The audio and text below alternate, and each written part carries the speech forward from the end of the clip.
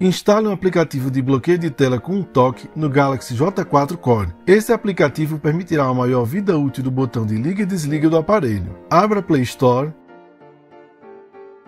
e pesquise por Lock Screen Holalab.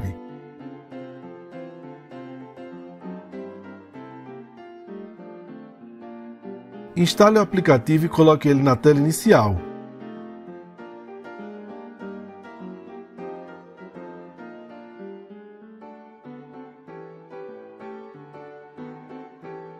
Toque nele e em Ativar. Agora, todas as vezes que você tocar nele, a tela será bloqueada sem precisar utilizar o botão de liga e desliga.